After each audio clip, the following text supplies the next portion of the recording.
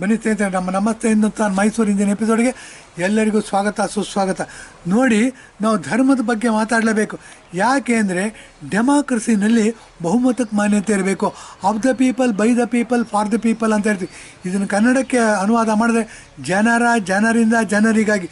ಸ್ವತಂತ್ರ ಬಂದಾಗ ಮುಸಲ್ಮಾನರಿಗೋಸ್ಕರ ಪಾಕಿಸ್ತಾನ ಮಾಡಿಕೊಟ್ಬಿಟ್ವಿ.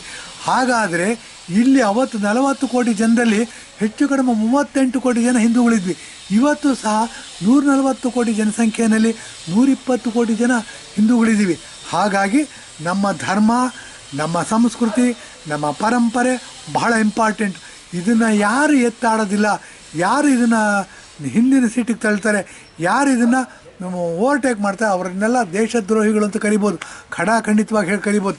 ಆ ದೃಷ್ಟಿಯಿಂದ ಬನ್ನಿ, ನಮ್ಮ ಧರ್ಮ ದೊಡ್ಡದು, ನಮ್ಮ ವಿಶ್ವಾಸ ದೊಡ್ಡದು, ನಮ್ಮ ನಂಬಿಕೆ ದೊಡ್ಡದು. ಇದ್ರ ಮೇಲೆ ದೇಶ ಕಟ್ಟಬೇಕು, ಇದ್ರ ಮೇಲೆ ದೇಶ ಸ್ಟ್ರಾಂಗ್ ಆಗೋದು ಅಂಥೇಳಿ ಇಂದಿನ ಎಪಿಸೋಡ್ನ ಸಬ್ಜೆಕ್ಟ್ನ ಎತ್ಕೊತಾ ಇದ್ದೀವಿ. ನೋಡಿ, ಧರ್ಮದ ಬಗ್ಗೆ ಮಾತಾಡ್ತಾ ಇದ್ವಿ, ಅದನ್ನೇ ಮುಂದುವರ್ಸೋಣ. ಏನು ಅಂತಂದರೆ, ವೇದಗಳ ಉಪನಿಷತ್ತುಗಳು ಆಳ ಹುಡುಕೋತಾ ಹೋದರೆ, ವಿಶ್ಲೇಷಣೆ ಮಾಡ್ತಾ ಹೋದರೆ 20,000 ವರ್ಷಗಳ ಹಿಂದಿನ ಚರಿತ್ರೆ ಸಿಗುತ್ತೆ ನಮಗೆ. 20,000 ವರ್ಷಗಳ ಹಿಂದೆ ಕ್ರಿಶ್ಚಿಯಾನಿಟಿ ಇತ್ತ ಅಂದರೆ, ಕ್ರಿಶ್ಚಿಯಾನಿಟಿ ಧರ್ಮನೇ ಇರಲಿಲ್ಲ ರೀ, ಜಾತಿನೂ ಇರಲಿಲ್ಲ, ಜನಾಂಗನೂ ಇರಲಿಲ್ಲ. ಯಾಕೆ ಅಂದರೆ ಯೇಸು ಕ್ರಿಸ್ತ ಹುಟ್ಟಿದ್ದೇ 2300 ವರ್ಷಗಳು. ಬನ್ನಿ, ಧರ್ಮದ ವಿಷಯದ ಬಗ್ಗೆ ಮಾತಾಡ್ತಾ ಇದ್ದೆ. ನಮಗೆ ವೇದಗಳ ಉಪನಿಷತ್ತುಗಳ ಬಗ್ಗೆ ಆಳವಾಗಿ ವಿಶ್ಲೇಷಣೆ ಮಾಡಬೇಕು, ಆಳವಾಗಿ ತಿಳ್ಕೋಬೇಕು.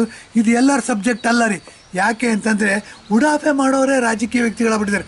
ಮುಖ್ಯಮಂತ್ರಿ ಆಗ್ತಾರೆ, MP ಗಳಾಗ್ಬಿಡ್ತಾರೆ, MLAಗಳಾಗ್ಬಿಡ್ತಾರೆ, ಮಿನಿಸ್ಟ್ರುಗಳಾಗ್ತಾರೆ, ಉಡಾಫೆ ಮಾಡ್ತಾರೆ. ಅಂಥವ್ರ ಇದು ಬೇಡ ನಮಗೆ. ಅಂಥವ್ರನ್ನ ನಾವು ಧಿಕ್ಕರಿಸಬೇಕಾಗಿದೆ. ಏನು ಅಂತಂದರೆ, ವಿದ್ಯೆ ಏನಿದೆ ಸರಸ್ವತಿದು ಮಾತ್ರ ಸೊತ್ತದು.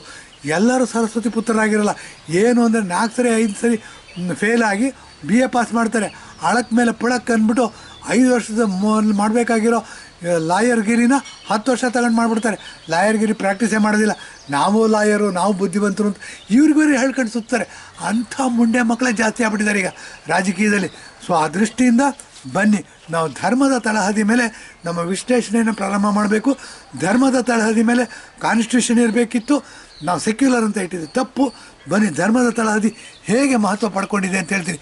ಸುಮಾರು 20,000 ವರ್ಷಗಳ ಆಳಕ್ಕೆ ಹೋದರೆ ನಾವು ವೇದಗಳು ಉಪನಿಷತ್ತುಗಳು ಇದು ಸಿಗುತ್ತೆ, ಬೇರೆ ಸಿಗುತ್ತೆ. ಈ ಥರ ಬೇರೆ ಸಿಗುತ್ತೆ ಅಂದರೆ ಕಂಪ್ಯಾರಿಟಿವ್ ಆಗಿ ಮಾಡಬೇಕು. 2023 ಇಸ್ವಿನಲ್ಲಿದ್ದೀವಿ ಅಂದರೆ 20 ಶತಮಾನಗಳು, 200 ಸೆಂಚುರೀಸ್ ದಾಟಿದ್ದೀವಿ. ಕೇವಲ ಅಷ್ಟು ವರ್ಷಗಳು ಮಾತ್ರ ಆಯಿತು ರೀ ಕ್ರಿಶ್ಚಿಯಾನಿಟಿ ಬಂದು. ಯೇಸು ಕ್ರಿಸ್ತ ಹುಟ್ಟೆ ಅಷ್ಟಾಯಿತು. ಅದಕ್ಕಿಂತ ಮುಂಚೆ ಕ್ರಿಶ್ಚಿಯಾನಿಟಿ ಇರಲಿಲ್ಲ. ಅದಕ್ಕಿಂತ 18,000 ವರ್ಷಗಳ ಹಿಂದೆ ಹಿಂದೂ ಧರ್ಮ ಇತ್ತು ಅಂತಂದರೆ ನಾವು ಎಷ್ಟು ಹೆಮ್ಮೆ ಪಡಬೇಕು. ಅದೆಲ್ಲ ಬಿಟ್ಟುಬಿಟ್ಟು ನಾವು ಸೆಕ್ಯುಲರ್ ಅಂತ ಹೇಳ್ಕೊತೀವಿ ಅಂತಂದರೆ, ಹೇಳ್ಕೊಳಕ್ಕೆ ಶುರು ಮಾಡಿದ್ದೀವಿ, ನಮ್ಮ ಕಾನ್ಸ್ಟಿಟ್ಯೂಷನ್ ಒಪ್ಕೊಂಡಿದ್ದೀವಿ ಅಂದರೆ ಇದು ನಿಜವಾಗಲೂ ಗೌರವ ತರತಕ್ಕಂಥ ಪ್ರಶ್ನೆನ ಅನ್ನೋ ಮೂಲಭೂತವಾದ ಪ್ರಶ್ನೆ ಹುಟ್ಟುತ್ತೆ. ಬನ್ನಿ, ಅದು ಬಿಟ್ಟು ಮಾತಾಡೋಣ. ನಮ್ಮದು ವೇದಗಳ ಉಪನಿಷತ್ತುಗಳು 20,000 ವರ್ಷಗಳ ಹಿಂದಿನ ಆಳಕ್ಕಿದೆ, ಬೇರುಗಳು ಸಿಗುತ್ತೆ ಅಂತ ಹೇಳಿದೆ. ಕ್ರಿಶ್ಚಿಯಾನಿಟಿ ಹುಟ್ಟಿ ಕೇವಲ 2,000 ವರ್ಷ ಆಯಿತು, 20 ಶತಮಾನಗಳಾಯಿತು. ಯೇಸು ಕ್ರಿಸ್ತನಿಂದ ಕ್ರಿಶ್ಚಿಯಾನಿಟಿ ಎಲ್ಲಿಂದ ಬಂತು? ಇದಾದ ನಂತರ ಬನ್ನಿ, ಮುಸಲ್ಮಾನರ ಜನಾಂಗ ಬಂತು. ಅದಾದ ನಂತರ 600 ವರ್ಷಗಳ ನಂತರ ಅಂದರೆ 1500 ವರ್ಷಗಳ ಹಿಂದೆ, 1500 ಅಪ್ರಾಕ್ಸಿಮೇಟ್ಲಿ 1500 ವರ್ಷಗಳ ಹಿಂದೆ ಮುಸಲ್ಮಾನರು, ಮೊಹಮ್ಮದ್ ಪೈಗಂಬರ್ ಬಂದರು. ಮೊಹಮ್ಮದ್ ಪೈಗಂಬರ್ನ ನಾವು ದೇವದೂತ ಅಂತ ಕರಿತೀವಿ, ಅಲ್ಲಾಹು ಅಕ್ಬರ್ ಅಂತ ಕರಿತೀವಿ. ಅಕ್ಬರ್ ಅಂದರೆ ದೇವರು, ಅದರ ದೇವದೂತನಾಗಿ ಪೈಗಂಬರ್ ಬಂದರು ಅಂತ ಹೇಳ್ತೀವಿ. ಓಕೆ, ಅದನ್ನು ಒಪ್ಕೊಳ್ಳೋಣ. ಏನು ಅಂತಂದರೆ, ಮುಸಲ್ಮಾನ ಜನಾಂಗ, ಮುಸಲ್ಮಾನ ಧರ್ಮ ಹುಟ್ಟೇನೆ 1500 ವರ್ಷ ಆಯಿತು. ಕ್ರಿಶ್ಚಿಯನ್ ಧರ್ಮ ಹುಟ್ಟಿ 2000 ವರ್ಷ ಆಯಿತು. ಹಿಂದೂ ಧರ್ಮ ಹುಟ್ಟಿ 20,000 ವರ್ಷಗಳಾಯಿತು. ಅಂದರೆ ಎಷ್ಟು ಹಳೆಯದು. ನಾವೆಲ್ಲ ಎಷ್ಟು ಆಳವಾಗಿ ಯೋಚನೆ ಮಾಡ್ತೀವಿ ಅಂತಂದರೆ, ಇಲ್ಲೇ ಕೂತ್ಕೊಂಡ್ಬಿಟ್ಟು ಸೂರ್ಯಮಂಡಲವನ್ನು ದಾಟಿ ಬೇರೆ ಸೂರ್ಯಮಂಡಲಕ್ಕೆ ಹೋಗ್ತೀವಿ.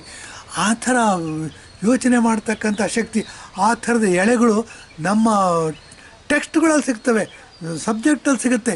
ಇದನ್ನು ನಾವು ವಿಶ್ಲೇಷಣೆ ಮಾಡ್ತೀವಿ. ನೋಡಿ, ಇದ್ರ ಬಗ್ಗೆ ಒಂದು ಮಾತು ಹೇಳಬೇಕಾಗತ್ತೆ.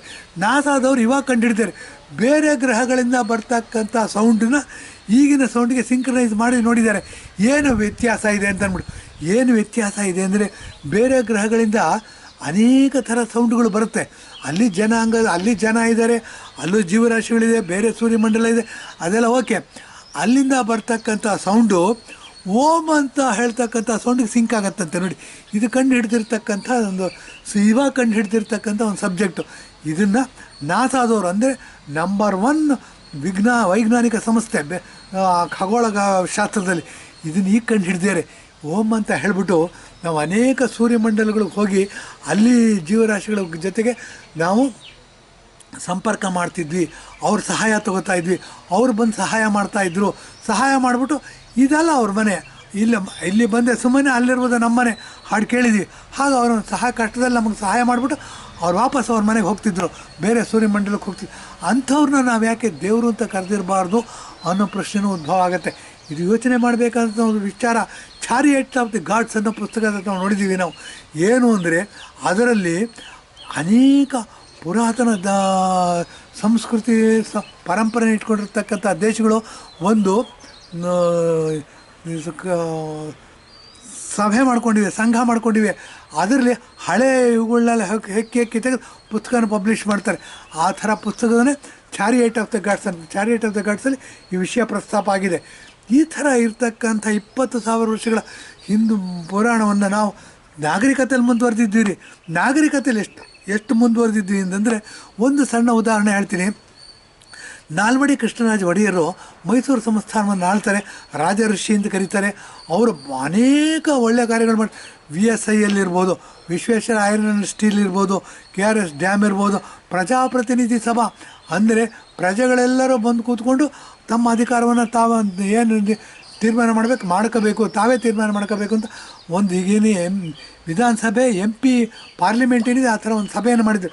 ನಾಲ್ವಡಿ ಕೃಷ್ಣರಾಜ ಒಡೆಯರು ಮಾಡಿದರು. ಈ ಪ್ರಜಾಪ್ರತಿನಿಧಿ ಸಭೆಯಲ್ಲಿ ಶಿವಮೊಗ್ಗದ ಪ್ರತಿನಿಧಿಯಾಗಿ ನಮ್ಮ ತಾತ ಅವರಿದ್ದರು, ನಮ್ಮ ತಾಯಿಯ ತಂದೆ ಪರಿವಾರದ ವೆಂಕಪ್ಪಯ್ಯ ಅಂದ್ಬಿಟ್ಟು ಇದ್ದರು. ಇದನ್ನು ಗಮನ ಇಡಬೇಕಾಗಿರೋ ಅಂಶ. ನಮ್ಮ ಹಿಂದೂ ಧರ್ಮ ಎಷ್ಟು ಸ್ಟ್ರಾಂಗ್ ಆಗಿತ್ತು, ಅದರ ಬೇರುಗಳು ಎಷ್ಟು ಸ್ಟ್ರಾಂಗ್ ಆಗಿದ್ದು, ಅದರ ಬೇರುಗಳನ್ನೇ ಅವಲಂಬಿಸಿ ನಾವು ಬದುಕನ್ನು ಕಟ್ಕೋತಾ ಬಂದ್ವಿ.